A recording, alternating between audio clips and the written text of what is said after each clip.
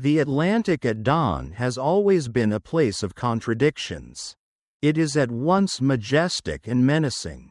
A liquid horizon stretching endlessly, glittering with sunlight yet hiding unfathomable darkness beneath. Imagine standing on the deck of a ship in the late 19th century. The salt spray stinging your face. The wind sharp. The horizon glowing pink and gold.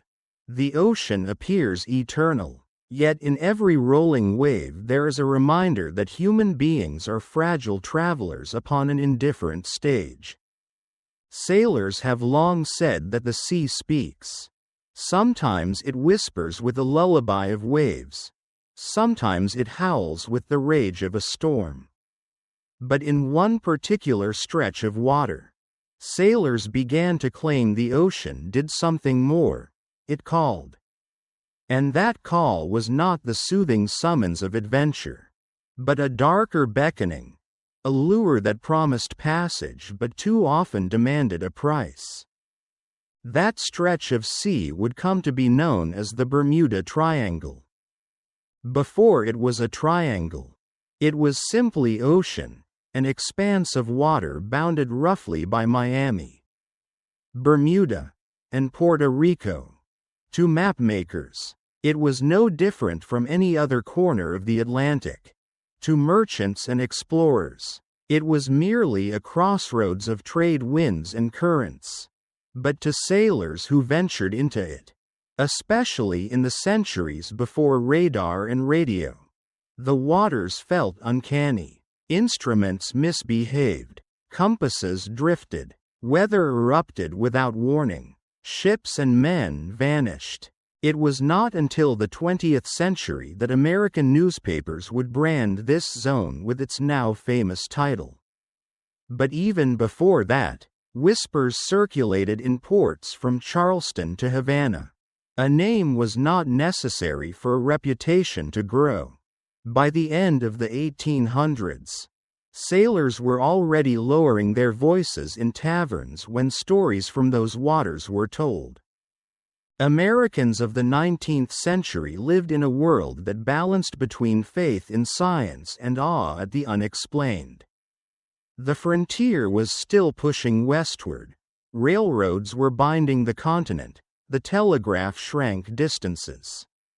Yet for all this progress, the sea remained untamed. It was a place where nature's laws seemed bent, where storms rose like phantoms and where entire vessels, sometimes crewed by hundreds, could vanish without leaving so much as a spar floating on the waves. In this cultural atmosphere, the ocean east of Florida began to acquire an aura not unlike that of the haunted forests of Europe or the cursed mountains of folklore. It was America's phantom zone, an invisible frontier where rational explanations dissolved into superstition. Among the tales that circulated in maritime communities at the close of the 19th century, one stood out for its eeriness. It was the story of Captain Joshua Slater, a seasoned seaman from Boston whose disappearance fed the legend of the Triangle even before it had a name. Slater had sailed for decades, carrying goods between New England and the Caribbean. In 1889, he captained the brig Providence, a two-masted merchant vessel laden with lumber, rum, and textiles. The ship was sturdy, the crew experienced, and the route familiar. They set out from Charleston, bound for Havana, a voyage that should have taken less than a week. The first days were uneventful. Fair winds pushed the Providence southward, and the crew's log recorded calm seas. But as they neared the waters east of the Bahamas, waters later mapped into the infamous Triangle, something changed. On the evening of May 12, the ship's log noted erratic compass behavior. The helmsman reported that the needle swung several degrees off course without reason. Later, The crew saw strange lights along the horizon, blue-green glows that danced just above the water. Too steady for lightning, too erratic for lanterns.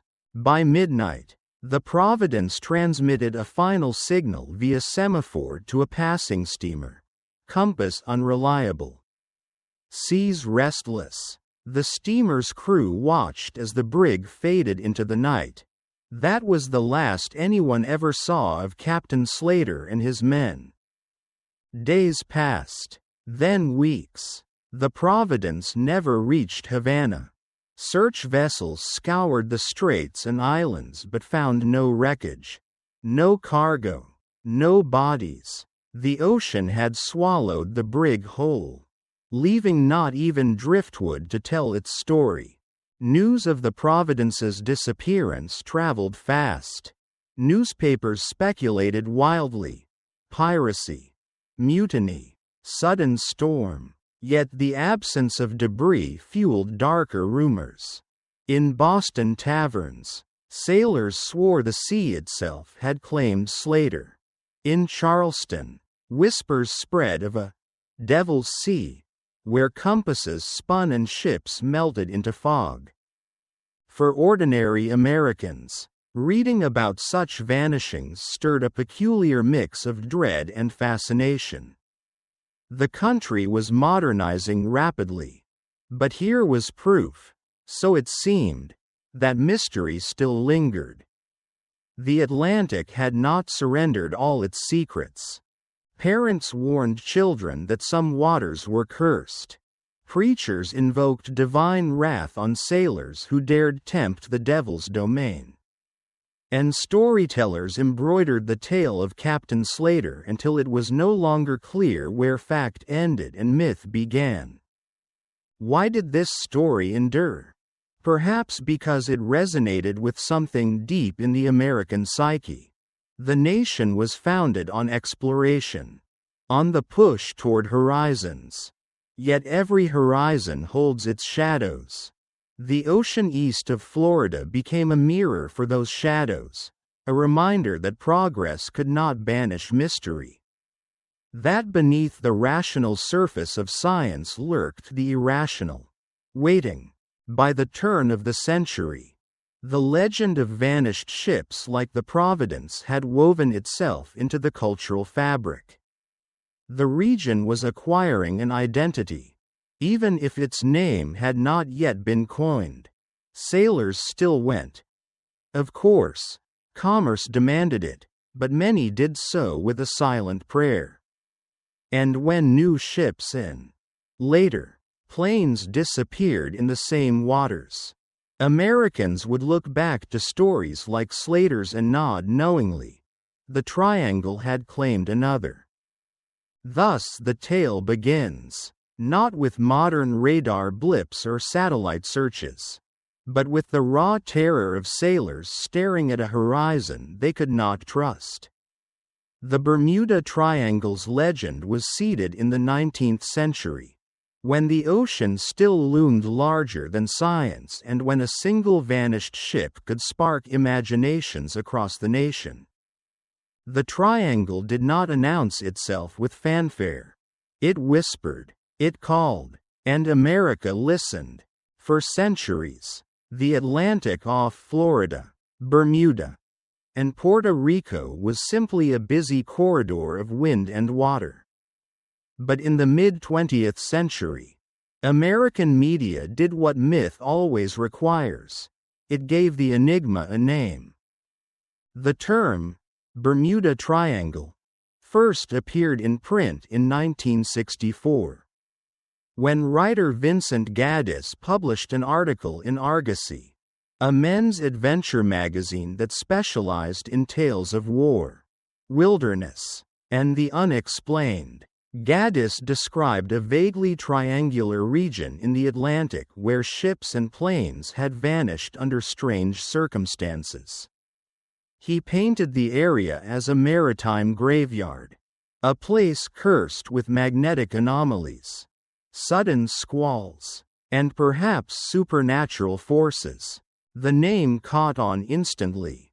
A triangle is simple, geometric, and ominous. It suggests boundaries, a trap, a shape you cannot escape.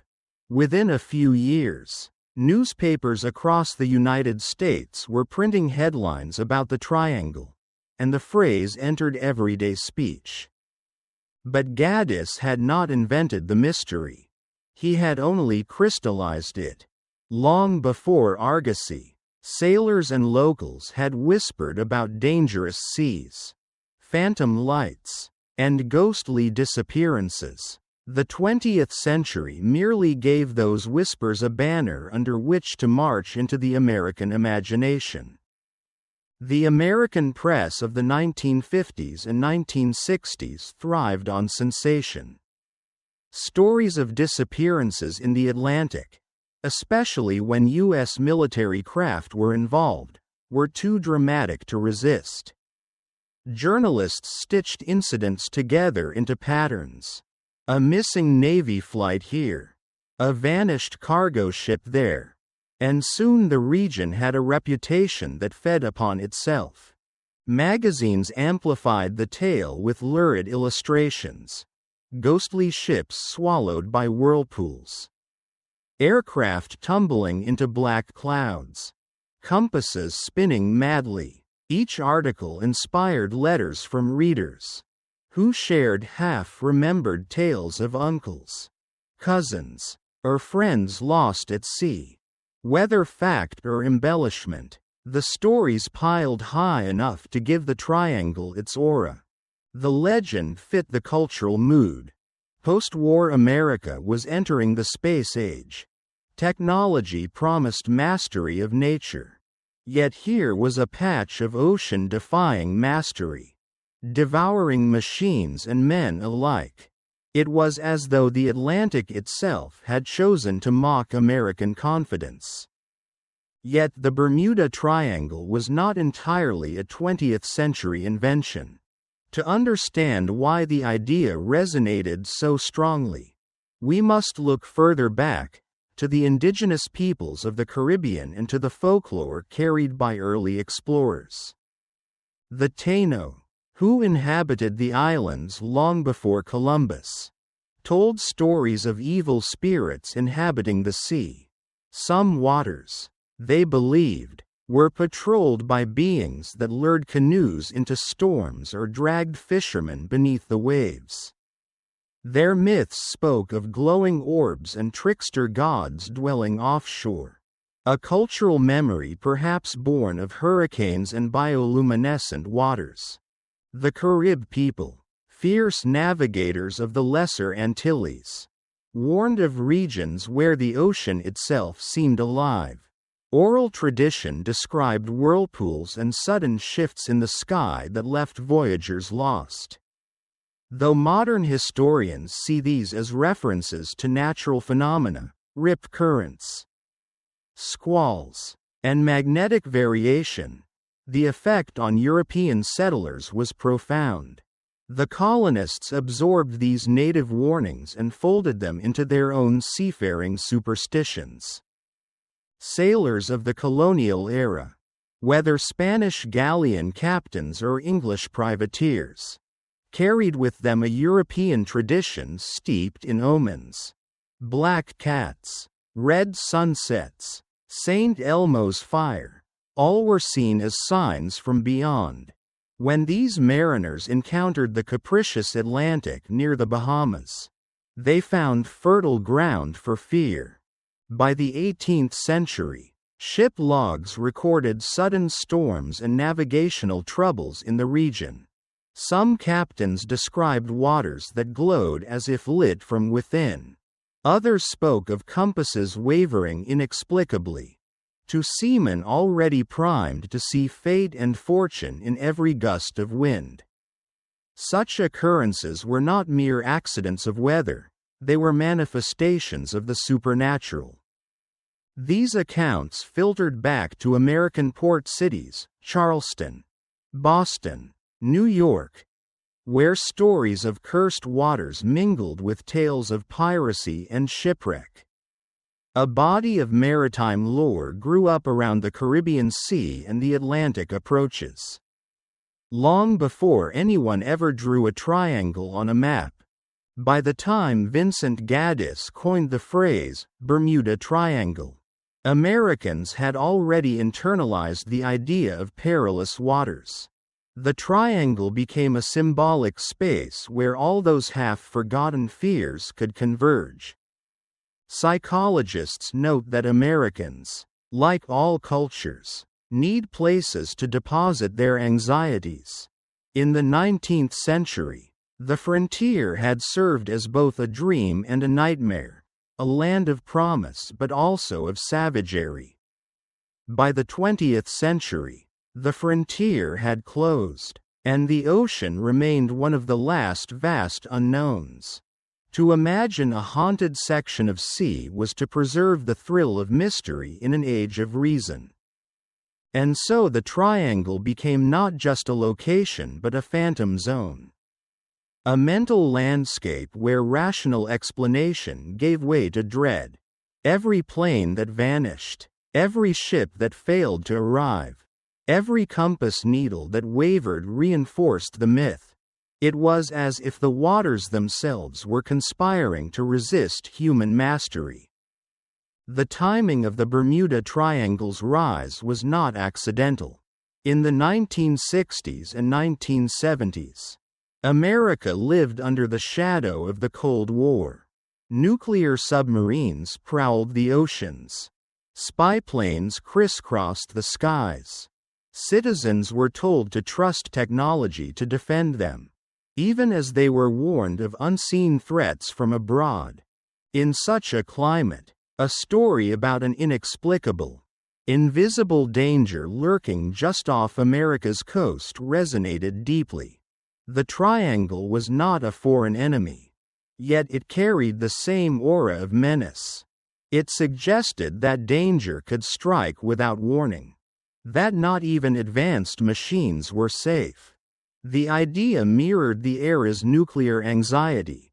Invisible forces could erase lives in an instant, leaving no trace. By the late 20th century, the Bermuda Triangle had become more than a mystery, it had become part of American heritage. Teachers mentioned it in classrooms. Novelists set stories there. Television specials broadcast eerie reenactments of vanished ships and missing planes. And ordinary people embraced the legend. Fishermen in Florida told newcomers to watch their compasses carefully. Cruise ship passengers whispered about vanishing liners. Children dared each other to imagine what lay beneath the dark waves. The triangle entered the American psyche as both a cautionary tale and a cultural touchstone. It was a symbol of danger but also of wonder, a reminder that even in the modern world, some mysteries refuse to yield. Thus, the Bermuda Triangle's history is not merely about lost ships and sensational headlines. It is a tapestry woven from indigenous myth, colonial superstition, journalistic flair, and national anxiety. Its roots stretch back centuries. But its flowering in the 20th century shows how myth adapts to culture's needs. The name may be modern, but the fear is ancient. And as America sailed deeper into the age of technology, the legend of the Bermuda Triangle sailed with it, an enduring phantom zone hovering just beyond the horizon. The war was over, but the Navy still trained relentlessly.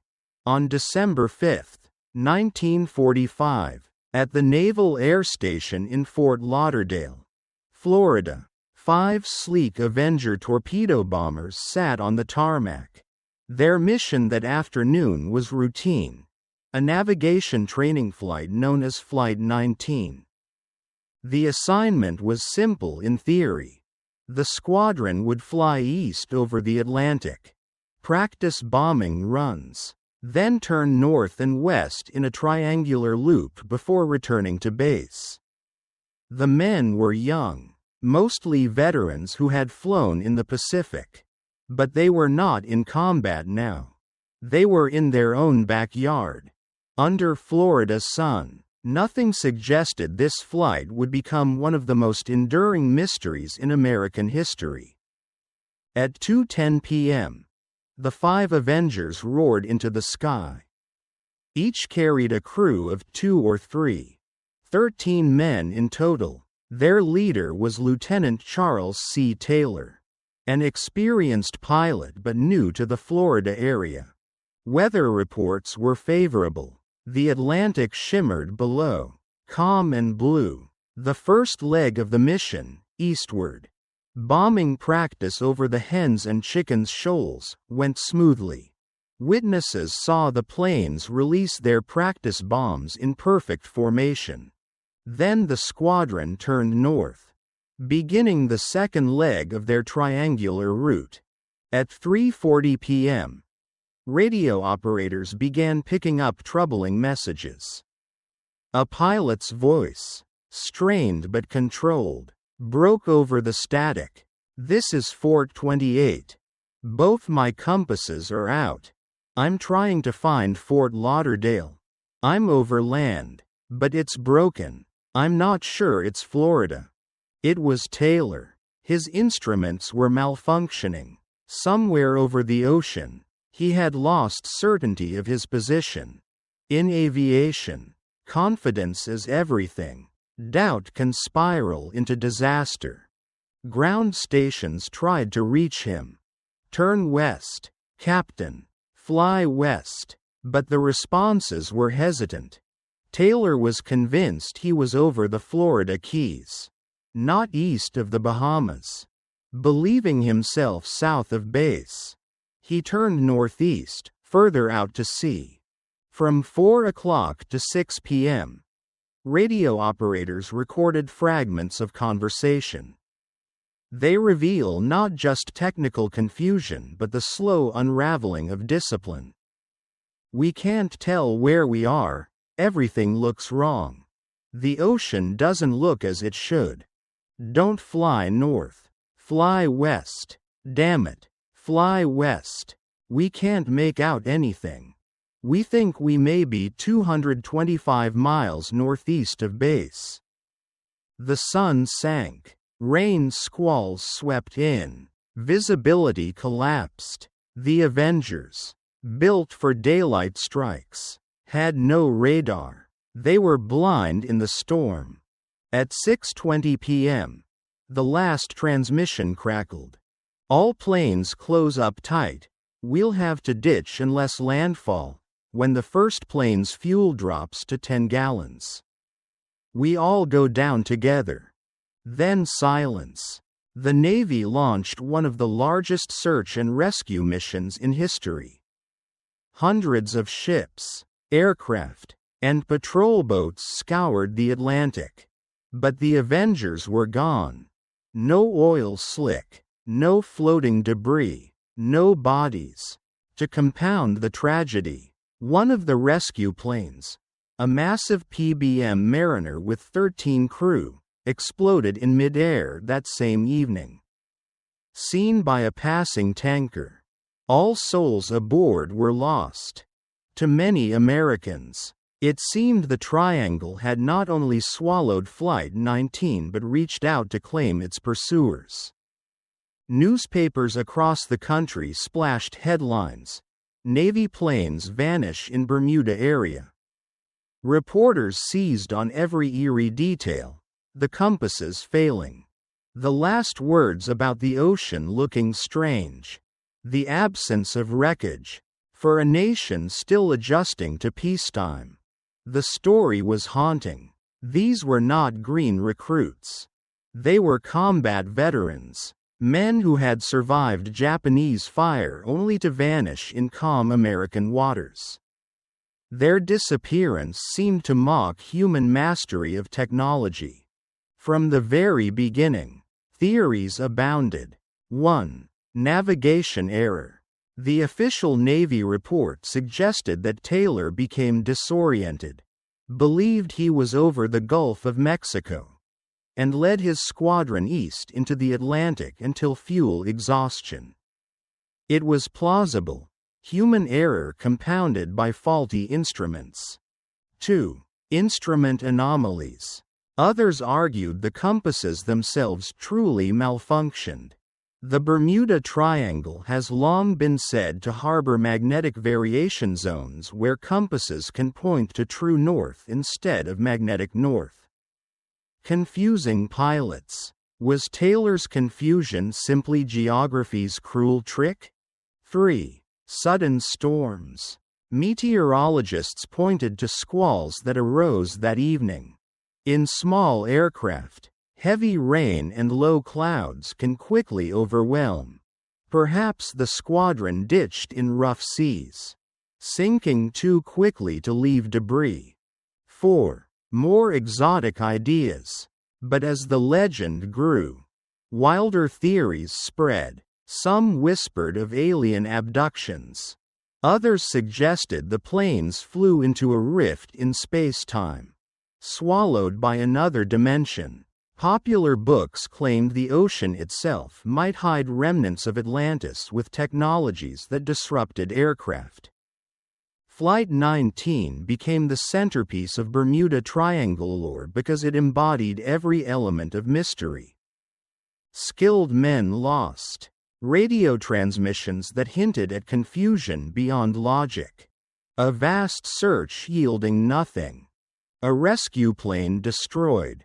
It was a perfect storm of tragedy and enigma.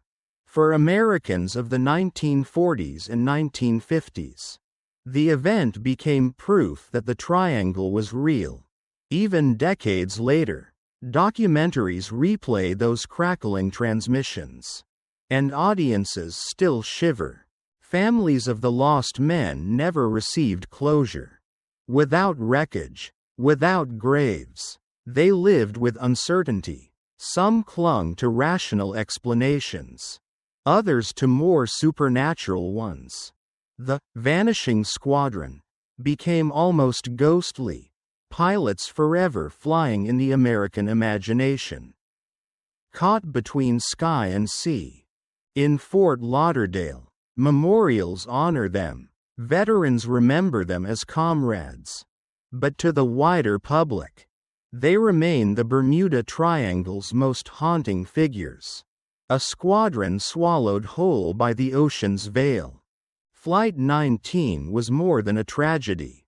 It was a story with the texture of myth, brave men, strange omens, unanswered questions. And it ensured that the Bermuda Triangle would never again be just a patch of water on the map. It became America's great unsolved riddle, a place where radios crackle, compasses spin, and even trained squadrons vanish into silence.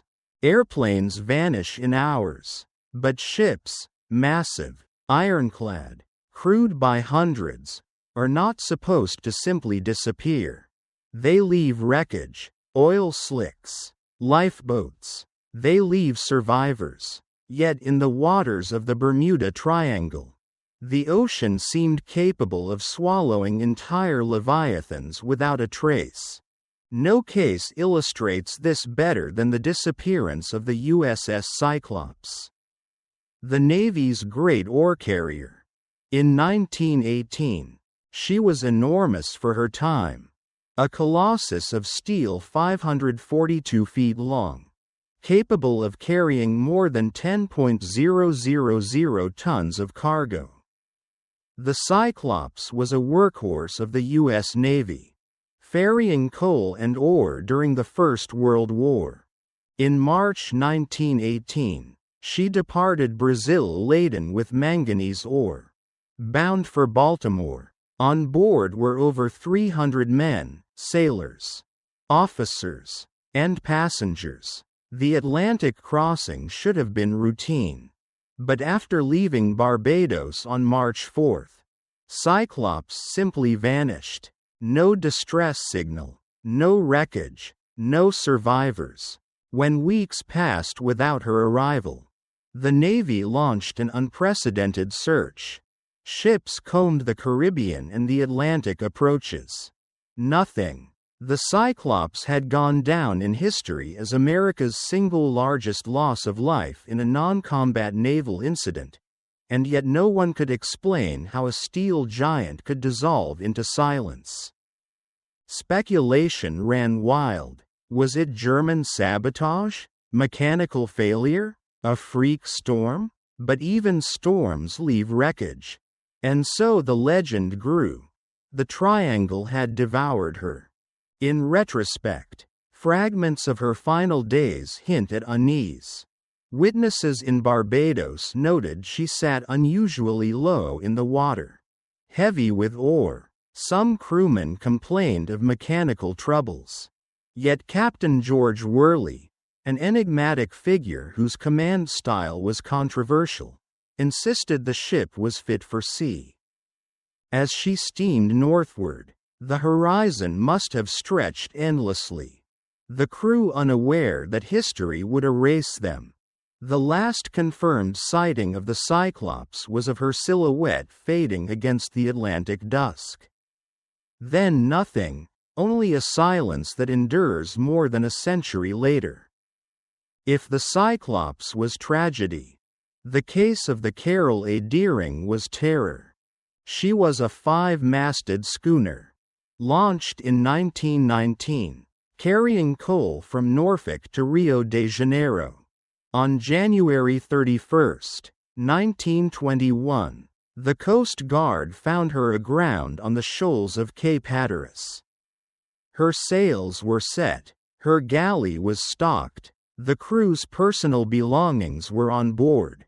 But the men, every single one, were gone. The Deering was the quintessential ghost ship. She had not sunk, she had not burned. She floated intact, crewless, abandoned as if in mid-action. Investigators found the ship's wheel shattered, the logbook missing, lifeboats gone, but no lifeboat or body was ever recovered. Theories multiplied. Mutiny, piracy, Bolshevik raiders, a common fear in 1921. Hurricanes. But none could explain the eerie perfection of the scene. A ship waiting obediently. Sails up, as if her crew had been plucked from her decks in an instant. To coastal communities, the Deering was not just an abandoned vessel. It was an omen, a ghost upon the water. Proof that the sea could empty men from wood and steel without a sound. Fast forward to 1967. Christmas Eve. Miami businessman Dan Burek took his cabin cruiser, aptly named Witchcraft, out for a short nighttime trip with a friend. They planned to enjoy the city's Christmas lights from offshore. Only a mile from shore, Burek radioed the Coast Guard. His boat had struck something. But there was no danger. He requested assistance. The Coast Guard dispatched help immediately, arriving within minutes. But the Witchcraft was gone. The yacht had not sunk in deep ocean. It was within sight of Miami's skyline. Yet despite intensive search operations, no trace of vessel or men was ever found. To this day, the disappearance of the Witchcraft remains one of the most baffling triangle cases. A chilling reminder that proximity to land offers no protection. The Cyclops, the Deering, the Witchcraft, these are only the best known among dozens of vanishings. Records from the early 20th century speak of schooners departing Nassau, never seen again, of freighters steaming toward Havana, vanishing between ports. Sometimes debris was found, sometimes not, but what unified the stories was the same haunting refrain: the sea, vast and indifferent, had erased men and machines without leaving clues for the living. Statistics reduce these events to numbers: dead crew, missing tonnage, but for the families, The disappearances were wounds that never healed, letters unanswered, telegrams that read only, "missing," holidays spent waiting for men who would not return. In Baltimore, widows of the Cyclops crew gathered in churches to pray for bodies that never washed ashore. In Massachusetts, children of the Deering's sailors grew up with only photographs. And in Miami, the relatives of Dan Burek stared out across the water, asking how a boat could vanish in plain sight. It is this human absence, not just the missing steel, that gives the triangle its power. A shipwreck can be mourned. A disappearance gnaws at the imagination forever. Storms. Hurricanes and squalls are common in these latitudes. They can scatter ships, shred sails, and capsize yachts, yet they do not erase all traces. Structural failures. The Cyclops carried a heavy load of ore. Some experts believe her hull gave way. But would a ship that massive leave nothing? Piracy and mutiny. The Deering's missing logbook and lifeboats suggest mutiny. Yet no lifeboat was ever found, and mutinous sailors do not usually vanish into thin air. Supernatural theories. Atlantis. Aliens. Vortices. To believers, the absence of evidence is proof in itself. The sea did not destroy the vessels, it transported them elsewhere. The Bermuda Triangle thrives precisely because every logical explanation feels incomplete. Each theory leaves behind the aftertaste of doubt, the sense that something remains unexplained. Perhaps the most terrifying element is not the violence of storms but the silence that follows. These were not dramatic shipwrecks witnessed by thousands, they were vanishings. Often on calm seas, often under blue skies. One moment men laughed on deck, the next. The ocean stretched blankly, the horizon unbroken. For sailors and aviators alike, silence is the enemy. Radios that die mid-sentence. Ships that stop answering. Oceans that keep their secrets. The Bermuda Triangle, more than anything else, is a geography of silence, an expanse where the human voice is swallowed. Where distress calls fade, where steel giants leave no echo. Ghost ships are not fiction here, they are entries in Navy logs. Reports in Coast Guard archives. Headlines in American newspapers. Each case adds another thread to the tapestry of the Triangle's legend. Enormous vessels reduced to whispers.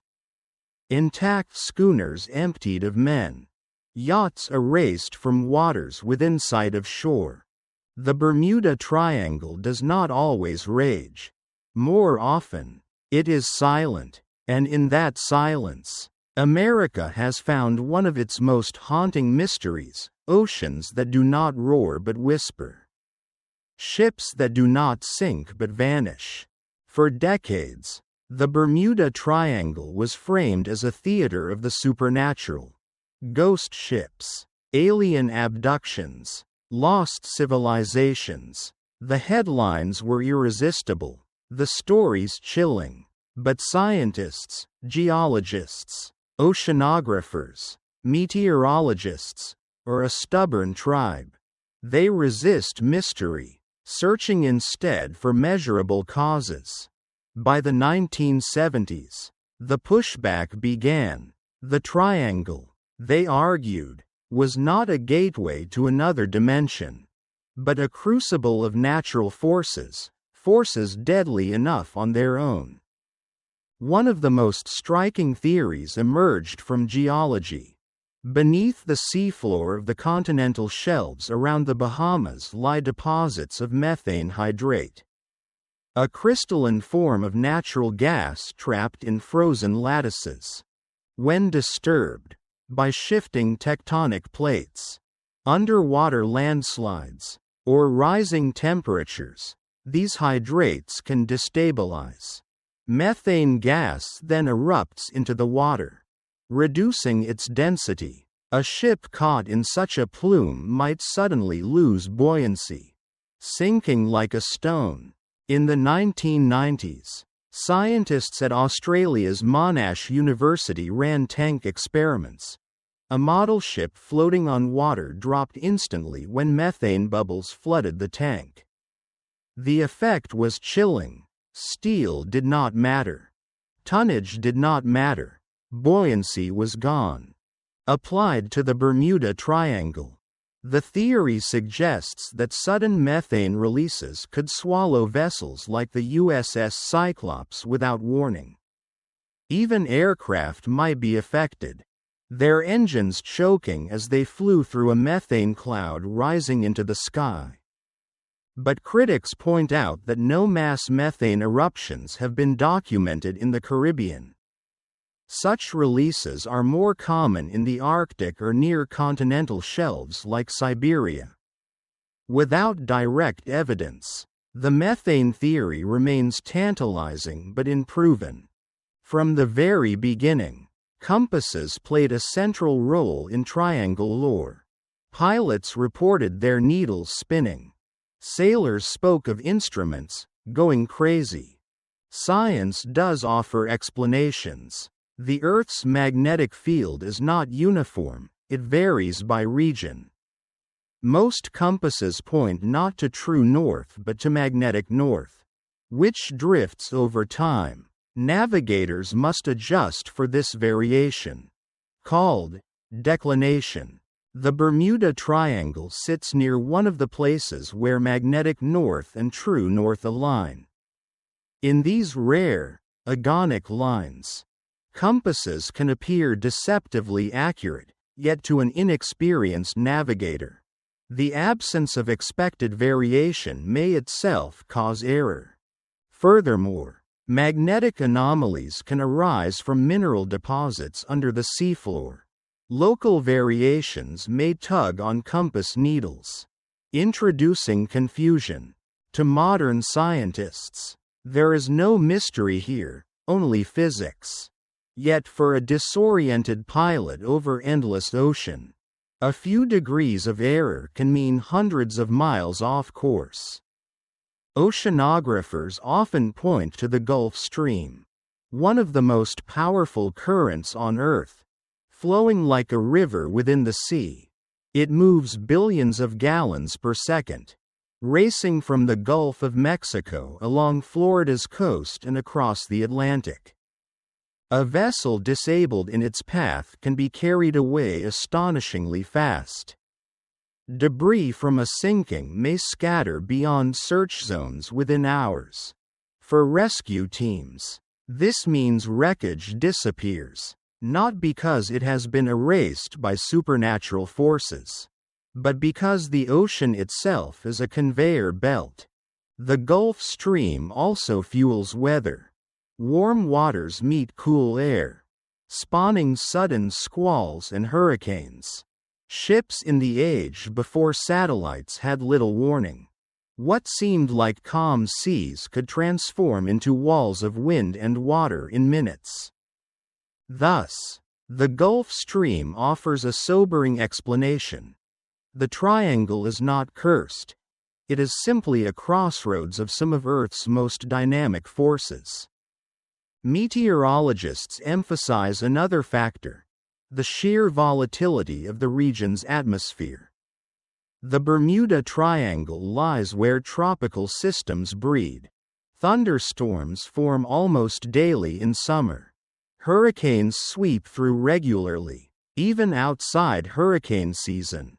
Microburst, sudden downdrafts of cold air, can slam planes into the sea. For 19th-century schooners, a single squall could snap masts and scatter crews. For 20th-century aircraft, storms could cloak the horizon and kill visibility. Radar and satellites have reduced the element of surprise today. But in the 1940s and earlier, Pilots and sailors were often blind. Perhaps the most sobering explanation of all is the simplest: human error. Navigational mistakes, overconfidence, fatigue. These kill more sailors than any anomaly. Lieutenant Taylor of Flight the 19th of May have misread his maps. The Carroll A. Deering may have fallen victim to poor seamanship in storms. The Witchcraft may have capsized from a small leak. For scientists, this theory requires no methane, no magnetism, no mystery. It is not the most glamorous answer. But statistics back it. Maritime insurance companies find accident rates in the Bermuda Triangle no higher than anywhere else in the world. And yet, Americans resist this explanation. Human error is ordinary. The Bermuda Triangle, they feel, must be extraordinary. By the late 20th century, researchers began publishing systematic debunkings. U.S. Coast Guard reports noted that the number of incidents in the triangle was not unusual. The Lloyd's of London Insurance Company confirmed it charged no higher premiums for ships passing through. But the legend persisted. Why? Because science explains away, while mystery invites. Methane plumes and magnetic declination make sense. But they do not stir the imagination.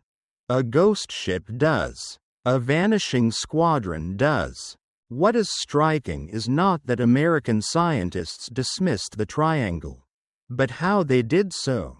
They took the myth seriously, not to endorse it, but to dismantle it carefully.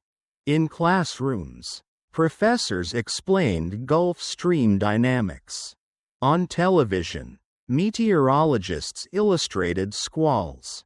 Science in America did not shy away from mystery, it confronted it. The Bermuda Triangle became a teaching tool, a way to show how rational inquiry can deflate fear. Yet even as they debunked, scientists acknowledged the emotional power of the unknown. Even with rational explanations, something lingers. If the triangle is not unusual, why do its stories feel different? Why do its vanishings haunt? Psychologists suggest that it is about narrative. Human error is mundane.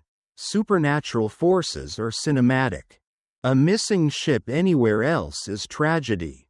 A missing ship in the Bermuda Triangle is legend. Thus, science may have struck back, but it has not killed the myth.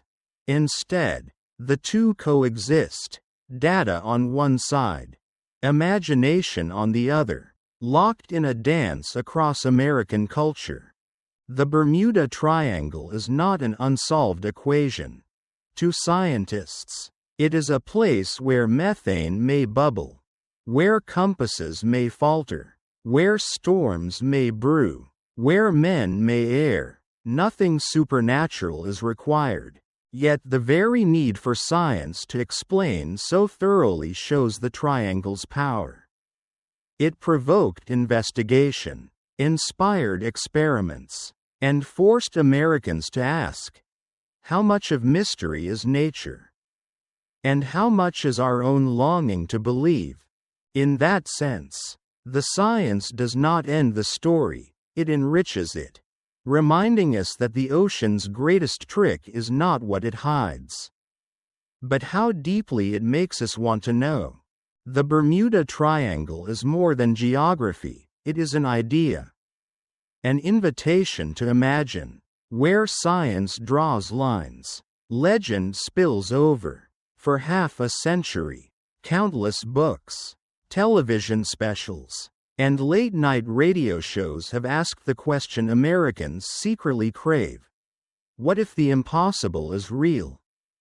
This hunger has fueled a catalog of theories that stretch beyond the ordinary: alien abductions, dimensional gateways, the ruins of Atlantis. To the skeptical mind, they are fantasies. To the believer, they are possibilities, and to the culture, they are stories too captivating to ignore. One of the most enduring theories is that the Bermuda Triangle is a hunting ground for extraterrestrials. The narrative begins in the 1950s, when UFO fever swept across America. The skies were full of flying saucers, radar blips, and unexplainable lights. Against this backdrop, the disappearances in the triangle seemed less like accidents and more like abductions.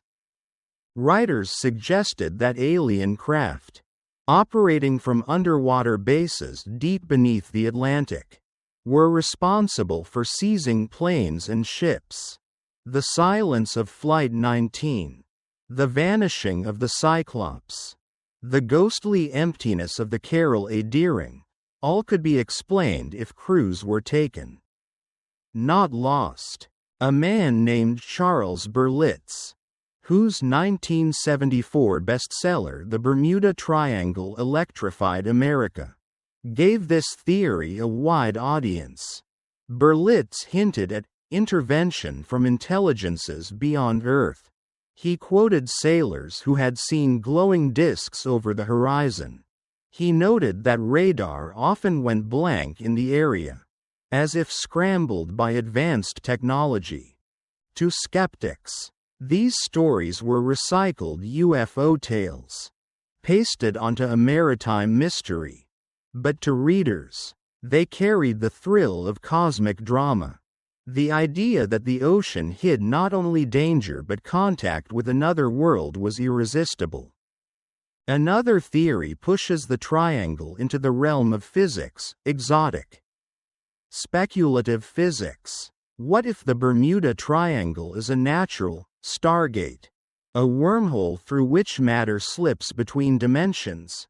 Proponents point to the suddenness of many disappearances. A ship here, then gone. A plane on radar, then nothing. Not even wreckage. Theories of dimensional rifts suggest that electromagnetic anomalies in the region open portals. Briefly, swallowing craft whole. In the 1980s and 1990s, fringe physicists and New Age writers speculated that the Earth is dotted with vortex points, places where gravitational and magnetic fields intersect.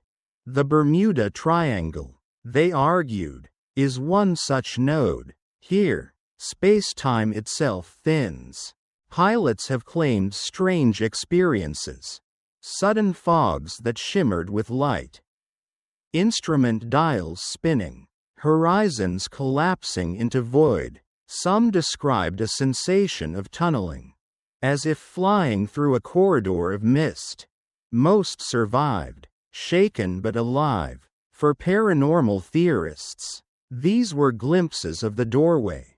Science, of course. Objects. Wormholes remain theoretical constructs, requiring energies beyond comprehension. Yet in the cultural imagination, the triangle is the perfect stage, a vast, unmonitored ocean, where a slip into another universe could occur unseen. Perhaps the most romantic theory ties the triangle to the lost civilization of Atlantis. The idea traces back to Plato, who wrote of a mighty island nation that sank in a single day and night of misfortune. Over centuries, dreamers placed Atlantis everywhere, from the Mediterranean to Antarctica. But in the 20th century, writers like Berlitz anchored it in the Atlantic, directly beneath the Bermuda Triangle. If Atlantis had indeed sunk there, its ruins might still pulse with energy, crystals of immense power. Technologies that warp magnetic fields. Relics that disrupt navigation. Some divers claim to have seen massive stone blocks, road-like formations, or pyramids resting on the seafloor near Bimini, an island in the Bahamas. In 1968, A pilot reported spotting what looked like colossal rectangular shapes beneath the clear waters off Bimini. Soon after, scuba divers photographed what became known as the Bimini Road, a stretch of stones resembling a paved path. To believers, this was proof of Atlantis. To geologists, it was natural beach rock fractured by erosion. Yet Atlantis endures because it is not merely a place but an archetype, the fallen utopia. The cautionary tale of hubris. Linking it to the Bermuda Triangle gives the mystery moral depth. Disappearances are not random. They are echoes of a civilization that once mastered the seas. No paranormal theory would hold power without testimony. Witnesses, ordinary men and women, describe things science cannot easily explain. A pilot in the 1960s claimed to fly through a tunnel of clouds where time seemed to stretch, landing half an hour early without fuel loss. A sailor reported a sphere of green light hovering silently above his deck before vanishing into the ocean. Divers told of compasses spinning wildly near submerged structures, as if the ruins themselves pulsed with energy. To skeptics, these are misperceptions, storms, reflections, faulty instruments. But to storytellers, they are raw material, the human voice that makes myth breathe. Why do such theories thrive in America? Sociologists suggest it reflects the national psyche. America is a land of both technological confidence and spiritual hunger. On one hand, it built rockets to the moon. On the other, it fills late-night airwaves with ghost stories. The Bermuda Triangle, therefore, became a perfect symbol, a challenge to science, a playground for wonder. In a society where rationality dominates the day, the paranormal offers a twilight zone, a place where belief can roam free. Even among enthusiasts, doubt lingers. Alien abductions lack physical evidence. No wormhole has ever been measured. Atlantis remains an allegory more than archaeology. Critics note that paranormal theories often explain too much. If every disappearance is aliens, why only here? If Atlantis technology disrupts compasses, why not constantly? If wormholes open, why no confirmed returns?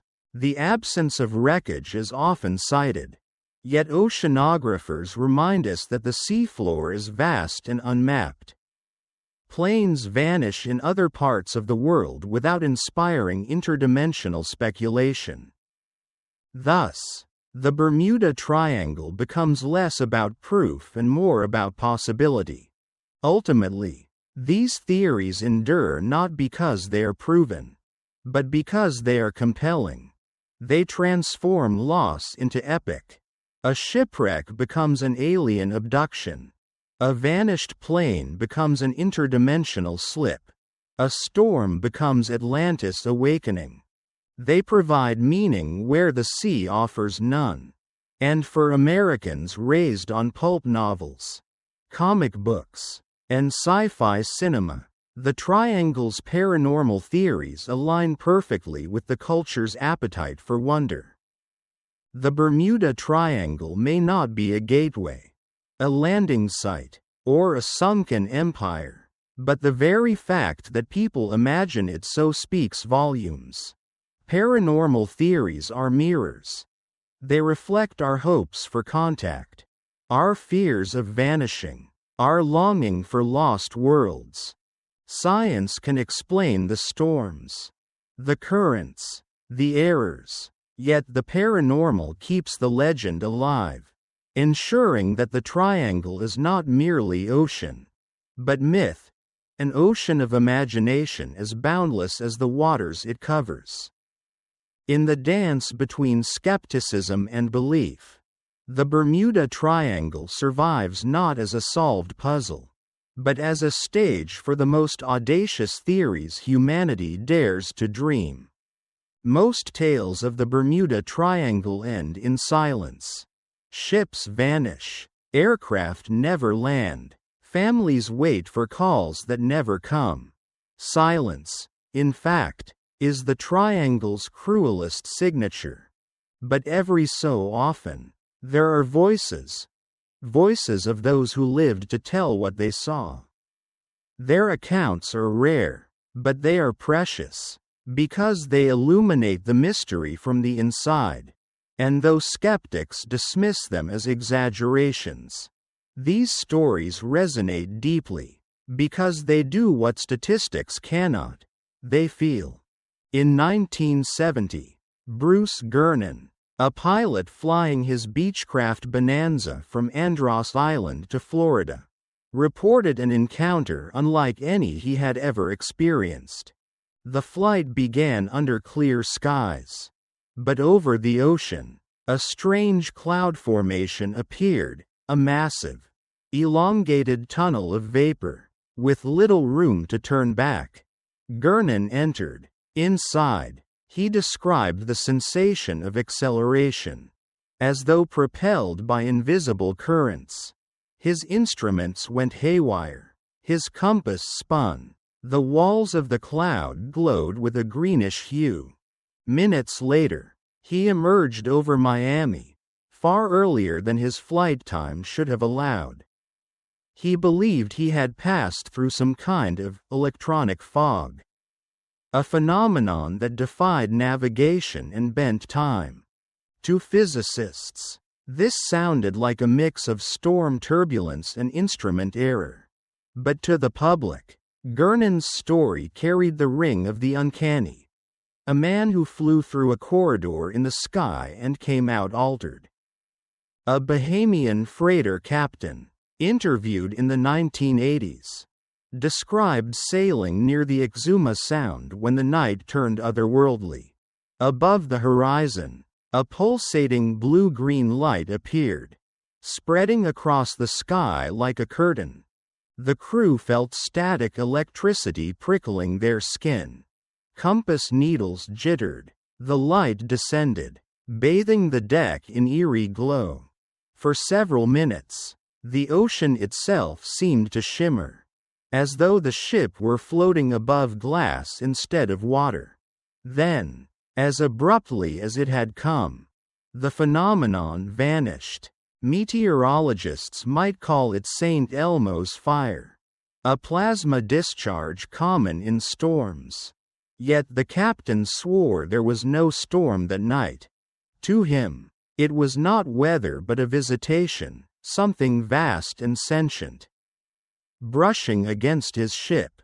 In 1991, a group of divers exploring near Bimini reported a terrifying disorientation. Clear waters turned suddenly murky with swirls of silt. Though no current was visible, their depth gauges began to fail. One diver swore he heard a low humming, like machinery. Panic set in as they lost sense of up and down. Air bubbles spiraled sideways. Only by clinging to one another did they manage to rise. When they broke the surface, the sea was calm, the sun bright. Later, they learned that their compasses had spun 180 degrees underwater. Some blamed faulty equipment. Others whispered that they had brushed against the ruins of Atlantis. Survivors often describe sensations that sound dreamlike: lost time, glowing fog, the collapse of direction. Psychologists note that stress, fatigue, and fear can distort perception. A pilot in turbulence may feel acceleration that instruments deny. A diver in panic may sense sounds that are not there. But dismissing these accounts as mere hallucination strips them of their cultural power. What matters is not only what happened, but how it was experienced. Americans hearing these tales in books or late-night radio shows found them mesmerizing. Because they turned the abstract, a ship lost, into the intimate. I was there. And I survived. Local Bahamian fishermen tell stories passed from generation to generation. One describes being out at sea when the water around his boat began to glow from below. He swore he saw structures, columns, walls, a city lit faintly as though alive. His grandfather had told him such stories before. Atlantis, the old man said, when he returned to shore. Skeptics laughed, but he refused to fish those waters again. For him, survival was not only physical but spiritual.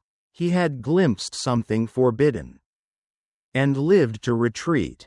An American Air Force veteran recalled flying a routine patrol in the 1960s when his plane's electronics abruptly failed. Radio static drowned out all channels. Needles spun. Then he saw a luminous orb pacing his wingtip, silent, steady, impossible. When he turned toward it, it vanished in an instant. The instruments returned. He landed safely but never filed a report, fearing ridicule. Years later, in retirement, he told the story to his grandchildren. They urged him to write it down, and his account found its way into UFO lore. Skeptics argued it was ball lightning, but the veteran's trembling voice, even decades later, suggested that for him, the experience was no mere weather event. Each of these accounts shares a common theme: the collapse of the ordinary. Lights where none should be. Directions that vanish. Time that twists. They matter because they give shape to the fear of the unknown. For the families of those who never returned, survivor stories are windows into what might have been seen in final moments. For a culture fascinated by mystery, they keep the legend alive. And yet, the very existence of survivors complicates the myth. If the triangle swallows without trace, how do some escape? Perhaps, skeptics argue, because there is no curse, only storms, errors, coincidences. But believers counter. Perhaps the triangle chooses. In the United States, the voices of survivors became fuel for books, TV specials, and documentaries. Bruce Gernon's Electronic Fog was dramatized on the History Channel. Fishermen's tales of glowing seas were retold in travel guides. These stories blurred the line between testimony and performance. They became part of a larger cultural script: America's obsession with mystery, survival, and the possibility that the world still holds secrets beyond science. Survivors' tales are not final answers. They are fragments, moments of fear, awe, wonder, clutched by those lucky enough to return. Their accounts may be flawed, but they carry something more valuable than accuracy: immediacy. Through their voices, we glimpse what silence denies. We feel the shimmer of light, the spin of compasses, the panic of being lost where maps fail. The Bermuda Triangle is often described as a graveyard, but through its survivors, it becomes something else as well: a storyteller, whispering of horizons where reality itself seems to bend. By the 1970s, the Bermuda Triangle had become a household phrase. Books were bestsellers, documentaries filled television screens, and late-night radio kept listeners awake with tales of fog, lights, and vanishing ships. But in the background, another story was being told, a quieter, less glamorous story, spoken by scientists, Coast Guard officers, insurance companies, and seasoned sailors. Their verdict was blunt. The Bermuda Triangle is not special. The United States Coast Guard, tasked with search and rescue across the Atlantic, grew weary of public hysteria. After every disappearance, reporters demanded answers. Was it the Triangle again? Was it aliens? Wormholes? Atlantis? In official statements, the Coast Guard repeatedly dismissed the idea. Their records showed no unusual concentration of accidents in the Bermuda region. They pointed out that the area is one of the busiest shipping lanes in the world. High traffic means high accidents. In a 1975 report, they wrote, "The Bermuda Triangle does not deserve the reputation attributed to it. There is nothing on record to indicate mysterious disappearances greater than any other part of the ocean." The words were clinical, bureaucratic, but they carried the weight of authority. Perhaps the most damning evidence came not from scientists, but from insurers. Lloyd's of London, the centuries-old maritime insurance company, had the most to lose from risk. If the Bermuda Triangle were truly dangerous, premiums for ships passing through it would soar. Yet Lloyd's charged nothing extra. To them, the Triangle was just another patch of sea. Their statistics showed no anomaly in losses. Ships vanished elsewhere just as often. The myth, they argued, was a mirage built on selective memory. For skeptics, this was the ultimate argument. If the world's most cautious financial institution saw no mystery, why should anyone else? Old sailors, those who had crossed the Atlantic 100 times, often scoffed at the Bermuda Triangle. They spoke of sudden squalls, yes, and powerful currents, yes, but nothing supernatural. One captain, interviewed for a Florida newspaper in 1980, said, "People talk about compasses going crazy. Son, that's declination. If you don't know how to read it, you shouldn't be at sea." Another dismissed ghost ship stories, crew desertions, mutiny, storms. Those explain more ships than aliens ever will. Their skepticism was born not of data but of experience, of a lifetime seeing how fragile men are against wind and water. Oceanographers pointed to the Gulf Stream, meteorologists to hurricanes, geologists to shifting seabeds. For every paranormal claim, they offered a natural explanation. A pilot vanishes mid-flight? Likely weather combined with navigation error. A ship disappears without wreckage? The Gulf Stream dispersed debris before it could be found. Compasses spin? Local magnetic variation. For scientists, the Bermuda Triangle was not mystery but case study, an opportunity to teach how natural forces overwhelm human expectation. In the 1980s, researchers began compiling accident rates. When compared with other heavily traveled waters, the Mediterranean, the South China Sea, the North Atlantic, the Bermuda Triangle did not stand out. Yes, ships vanished. Yes, planes crashed. But proportionally, the Triangle was unremarkable.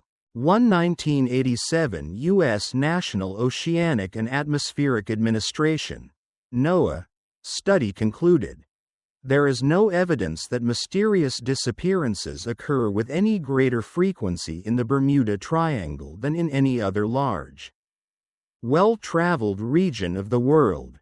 In other words, what looked like a curse was simply statistics playing tricks on human imagination.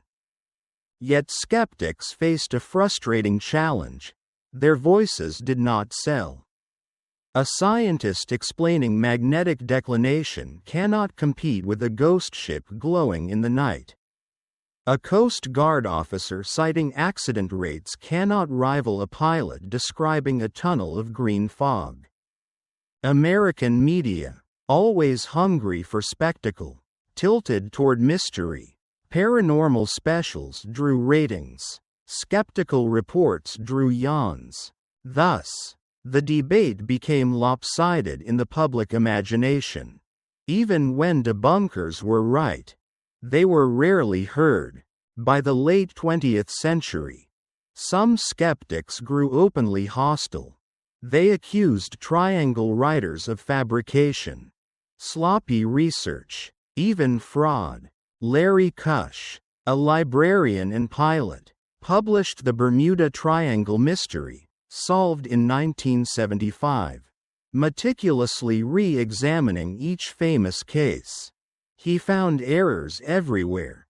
Ships reported missing that had actually sunk in storms.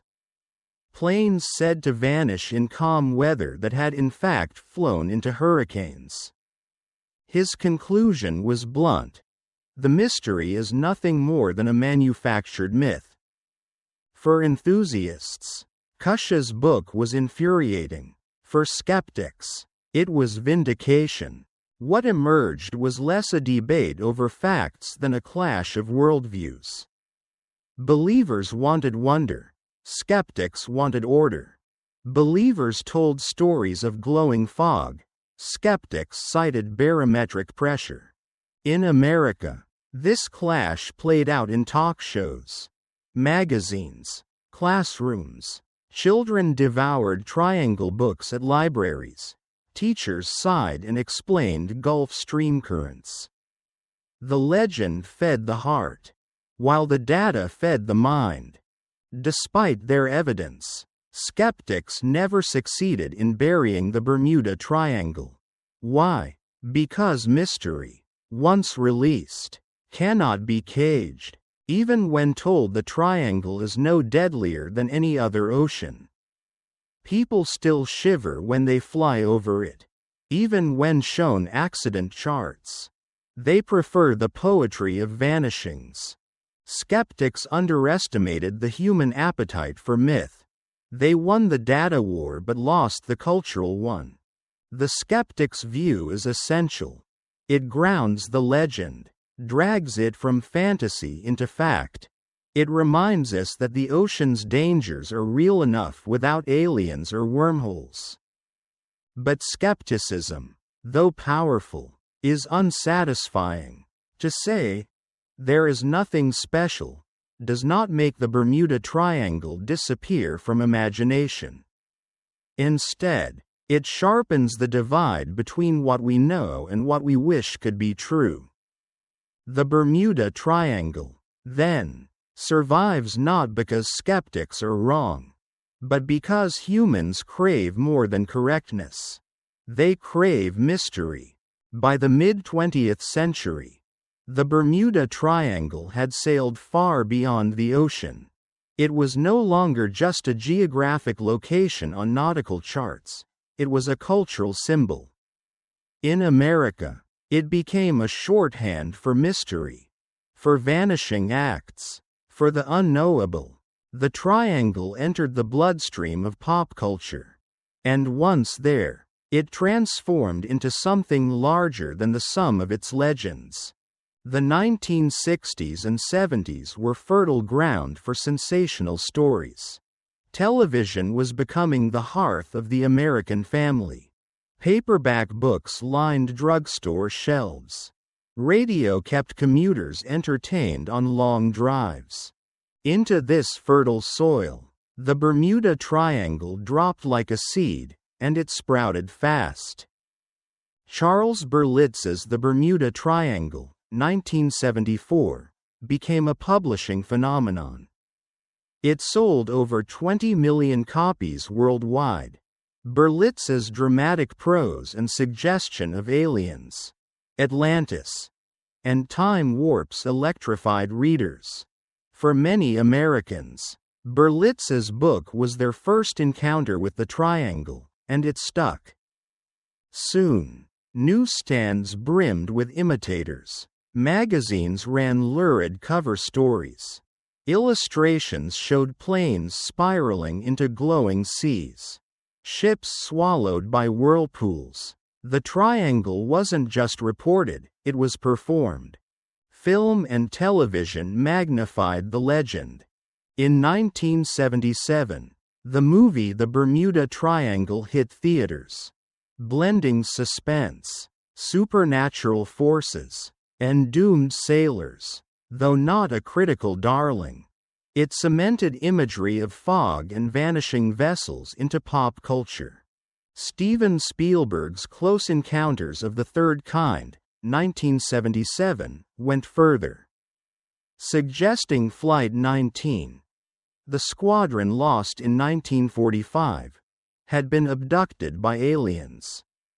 In a single cinematic flourish, Spielberg fused UFO lore with Bermuda Triangle myth. Audiences gasped. The legend grew. Throughout the 1980s, shows like In Search of, narrated by Leonard Nimoy, delivered triangle stories with the gravitas of documentary. Even as they leaned heavily on speculation, the triangle had crossed from newspapers into American living rooms. Children watched with wide eyes.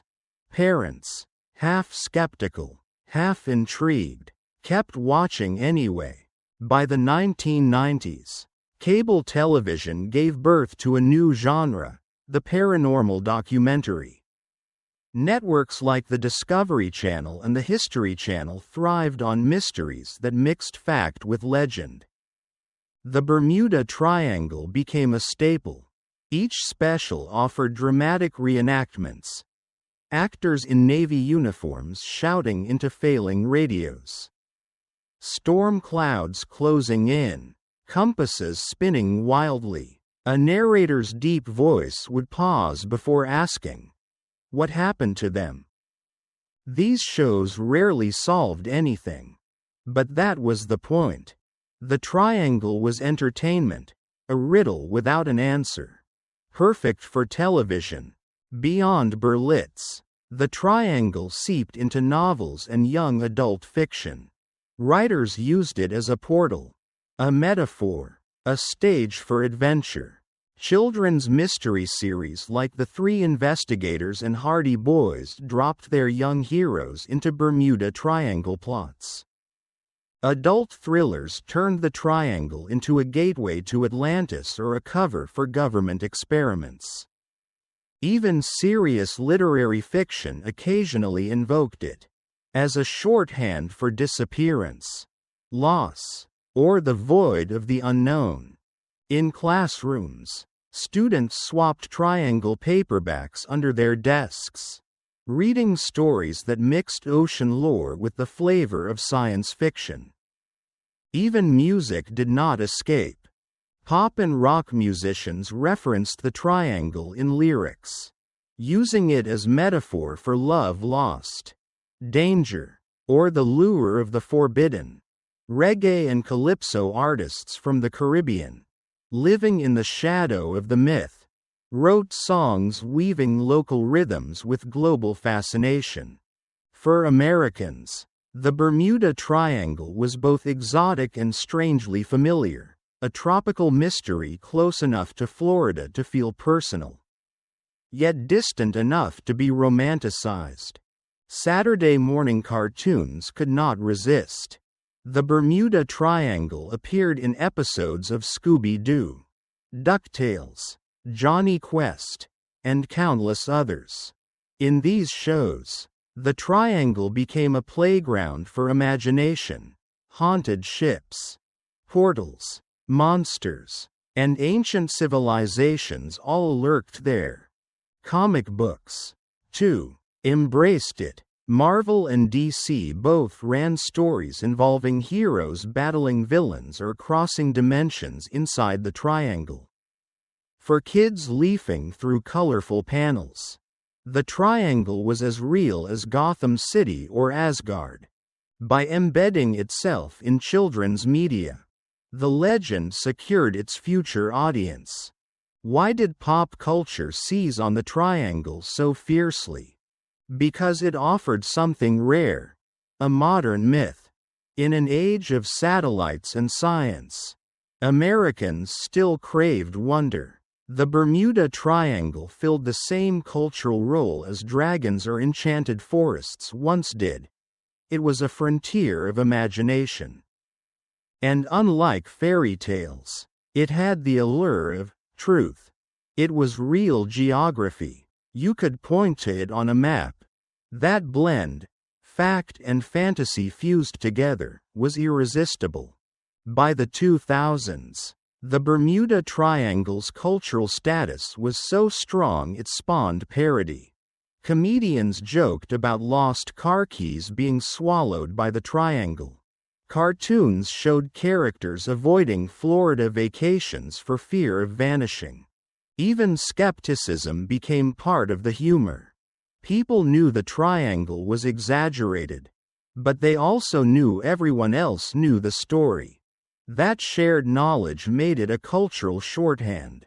The triangle had evolved from frightening to familiar, from mystery to meme. Today, the Bermuda Triangle is less a physical place than a metaphor woven into American language. Politicians warn of a Bermuda Triangle of bureaucracy. Sports commentators joke about a team's season disappearing into a triangle of bad luck. It is invoked whenever something vanishes without explanation, whether it be socks in a dryer or files on a computer. This linguistic afterlife proves the triangle's ultimate victory. It has transcended geography and become symbol. Pop culture did not merely echo the Bermuda Triangle, it built it.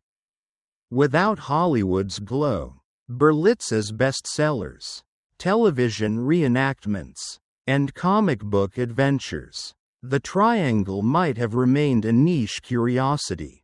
Instead, it became legend, embedded in American identity. The skeptics could produce charts and insurance data, but culture produces memory. For generations of Americans, the triangle is not a question of statistics but of story. And in pop culture, stories always win. The surface of the Atlantic has always dazzled sailors and terrified them in equal measure. But the true mystery of the Bermuda Triangle lies not in the waves, it lies beneath.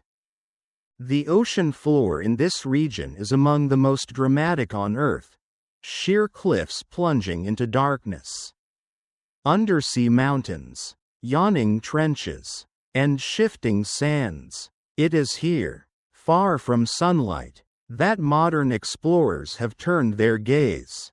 For centuries, the deep was untouchable. No diver could reach it.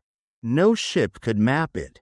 But with the rise of submarines, sonar, satellites, and unmanned vehicles, the veil has begun to lift. What they reveal is breathtaking and haunting. In the 1960s and 70s, as the Cold War drove rapid advancements in undersea technology, American research vessels ventured into the triangle's depths. Navy submarines charted seafloors not just for science, but for strategy, seeking to understand potential hiding places for Soviet subs. Oceanographers were astonished. The seabed was scarred with canyons as deep as the Grand Canyon, cliffs that dropped thousands of feet in an instant, and expanses of abyssal plain. These terrains could easily swallow wrecks whole, erasing them from human reach. A wreck that might have told a story was often simply gone, consumed by the abyss. Explorers describe a feeling when descending into the triangle's waters. At first, light filters in, turning blue, then indigo. Fish scatter. Then comes the darkness, total and oppressive. Instruments glow faint green. Sonar pings echo into void. One diver wrote in his log, "It feels as if the ocean is watching us. Not empty, but full of silence, full of pressure, full of secrets." It is this psychological weight that makes the triangle's depths so compelling. Even seasoned researchers cannot help but feel the pull of something otherworldly. The most dramatic missions have been the search for famous vanished vessels, Flight 19, the USS Cyclops, the Carroll A. Deering. Teams equipped with side-scan sonar have combed hundreds of square miles, dragging electronic eyes across the seabed. Sometimes they find fragments, a piece of fuselage, a twisted propeller, a hull scarred by time. Other times they find nothing at all. In 1991, a research expedition thought it had discovered Flight 19. 5 TBM Avenger bombers lay in the deep, eerily preserved, but later analysis showed the serial numbers did not match. The ghosts were not the right ghosts. The mystery remained. The ocean may hide, but satellites above now watch. With radar, lidar, and thermal imaging, scientists can map surface anomalies with unprecedented precision. They track the Gulf Stream's powerful currents, chart methane seeps from the seabed, and monitor storm formation in real time. Yet even with these godlike tools, the triangle resists. Clouds roll in fast, storms burst with little warning. Equipment falters under magnetic interference. The ocean, it seems, conspires to keep its secrets. One of the most unnerving discoveries in the triangle has been the wrecks that appear perfectly intact, but empty. Divers have found ships on the seabed that show no signs of fire, no battle scars, no hull breaches, yet their crews are gone. Marine archaeologists caution that looters, storms, or natural decay can strip a ship clean.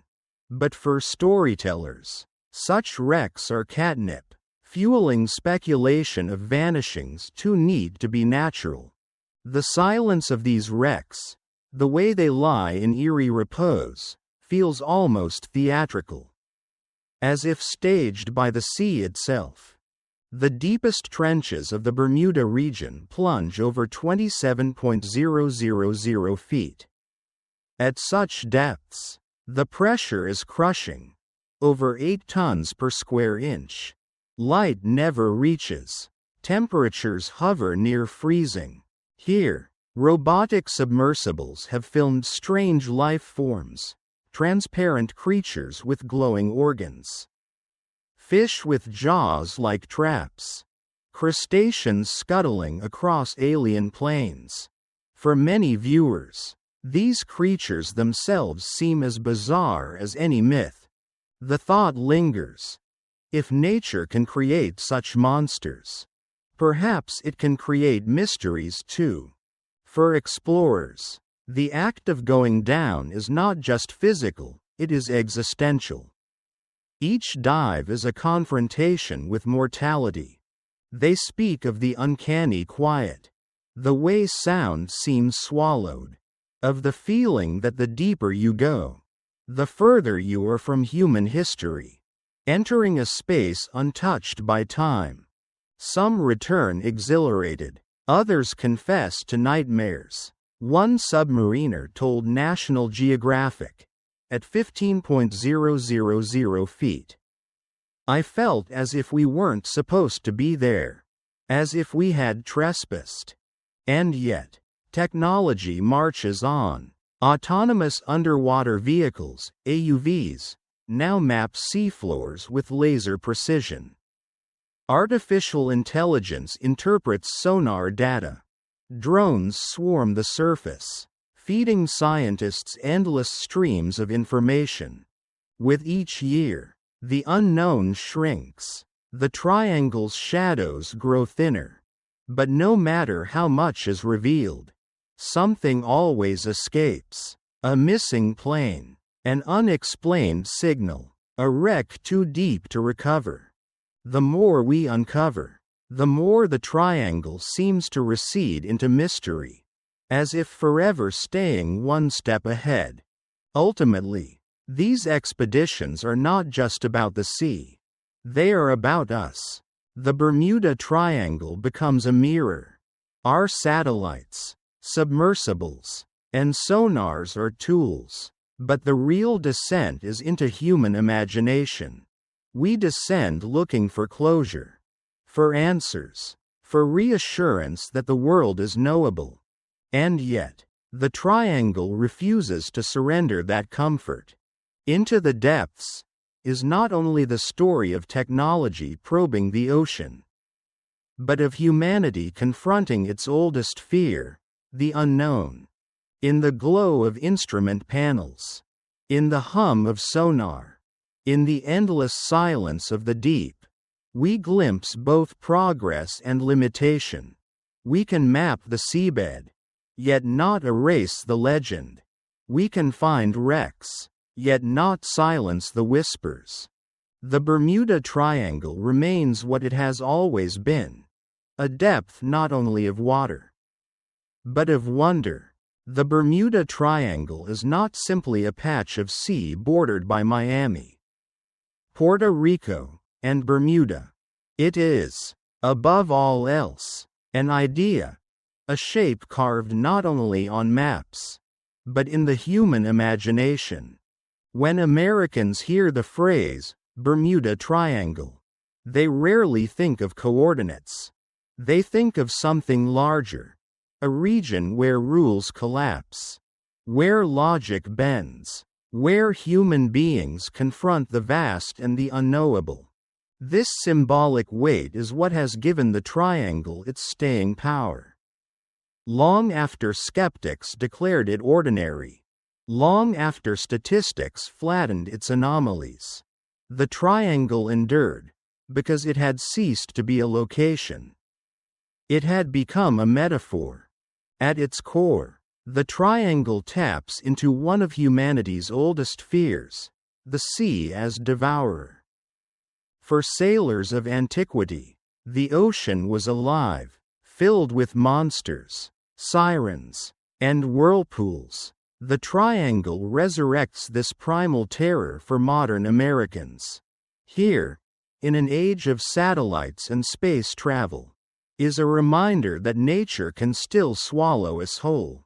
Stories of ships vanishing without a mayday, of planes erased from radar, embody the nightmare of helplessness.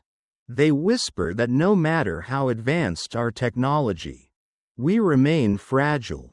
In this sense, the triangle is fear crystallized, fear of loss, of death without explanation, of disappearance without closure.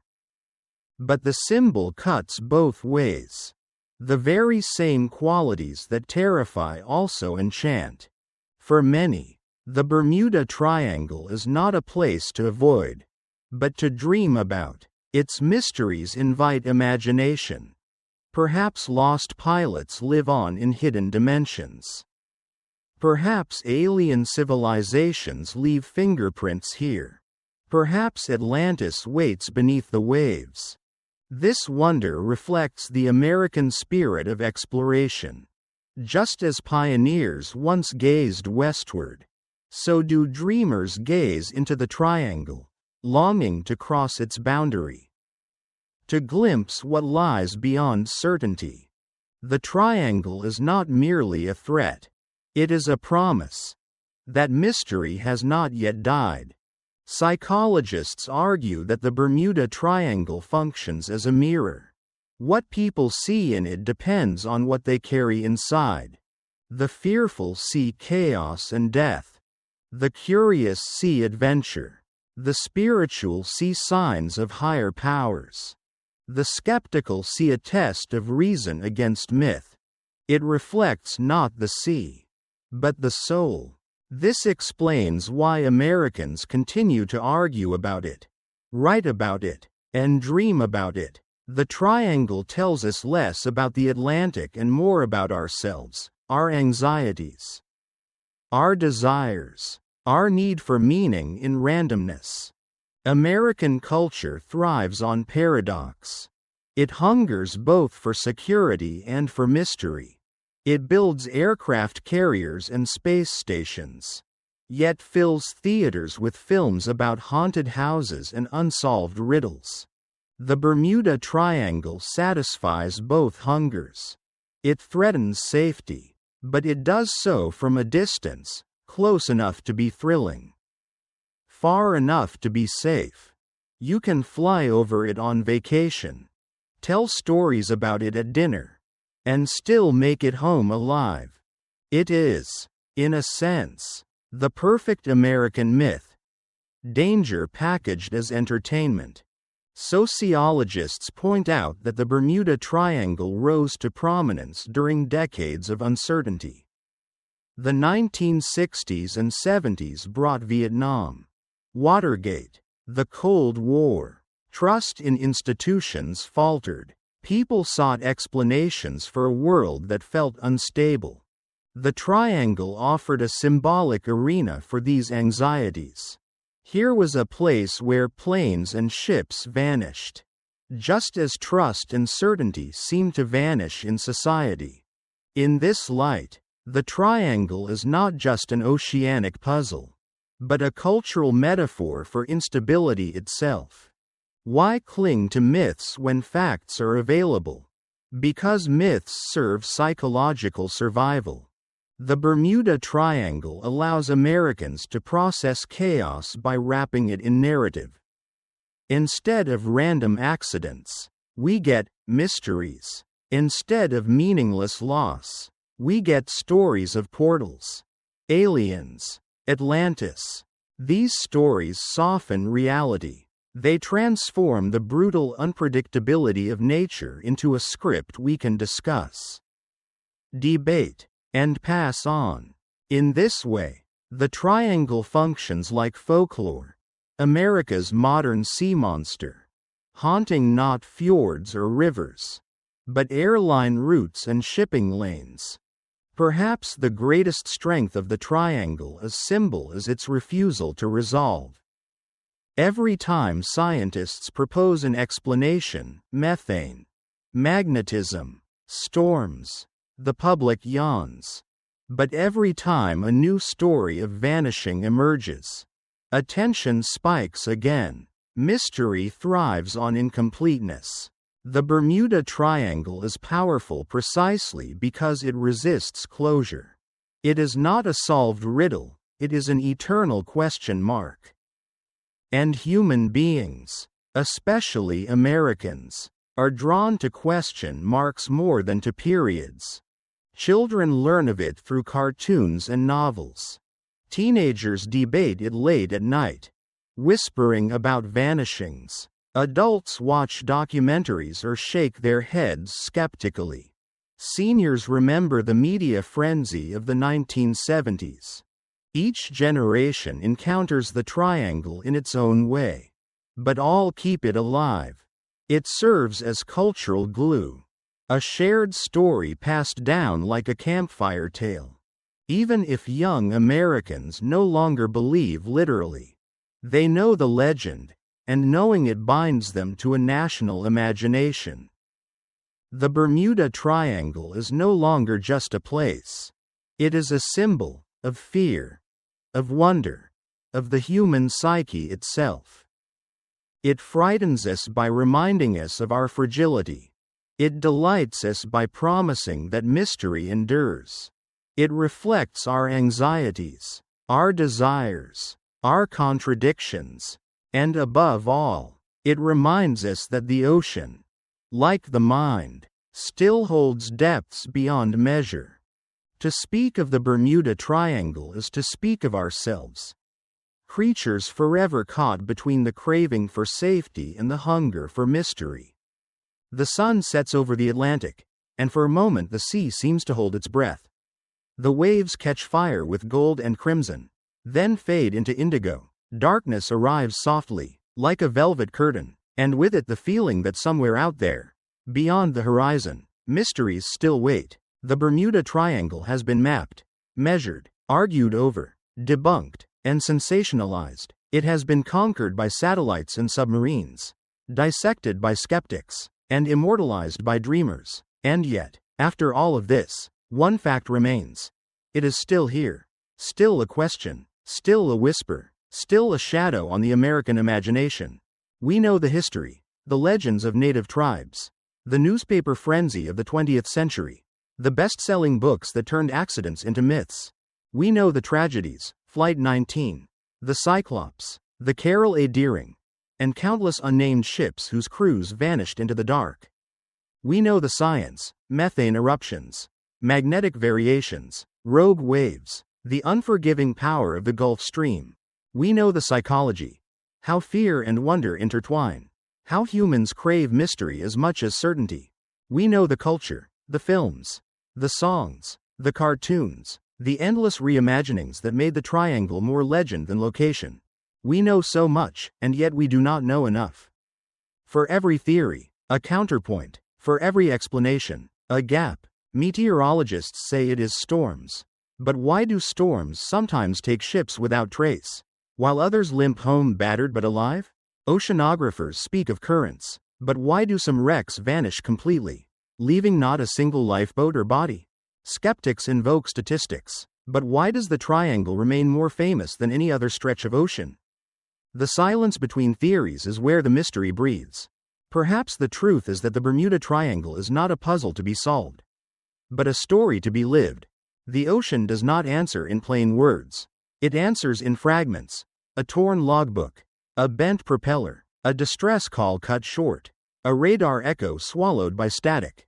It speaks in unfinished sentences, in vanishing dots on a screen, in empty decks discovered adrift. And humans, faced with these fragments, do what we have always done, we imagine. To stand on the shore of the Atlantic is to feel the invitation. The sea stretches outward, limitless, unknowable. The triangle is simply the name we give to that invitation, to wonder, to fear, to dream. Mystery does not demand belief, it demands attention. And the Bermuda Triangle, for all its skeptics and debunkers, still commands it. In the end, the Bermuda Triangle may be less about geography and more about geometry. It is a triangle, yes, but not only on maps. It is a triangle of human experience. Fear, reminding us of our limits. Wonder, urging us beyond them. Story, weaving fear and wonder into meaning. As long as humanity sails, flies, and dreams, that triangle will never close. So what is the Bermuda Triangle? A trick of statistics? A stage for storms? A symbol of the unknown? Perhaps it is all of these. Perhaps it is none. Perhaps it is something more. A mirror, reflecting the deepest part of ourselves, the part that refuses to accept a world entirely explained. The part that hungers for shadows, for whispers, for horizons that never end. And so, as the waves roll on and the stars ignite above the Atlantic, the mystery remains, not solved, not silenced, alive. The Bermuda Triangle will not give you its secret, but it will give you a choice. You may walk away convinced it is myth, no different from fairy tales. Or you may walk away convinced it hides truths too vast for us to grasp. Or you may walk away, as most do, holding both thoughts at once, skepticism in the mind, wonder in the heart. Whatever you choose, the triangle waits. Each flight that crosses it, each ship that sails it, renews the silent pact between ocean and human, that we will keep asking, keep watching, keep wondering, because the final mystery is not in the sea. It is in us, beyond the veil of the ocean, beyond the reach of instruments and explanations. There lies a question mark carved into the map of the world. It has no final answer, and that is its power. For as long as we dream, the Bermuda Triangle will endure, not as a curse, not as a riddle to be solved, but as a reminder that even in a world of satellites and algorithms, the unknown has not yet surrendered, and perhaps it never will.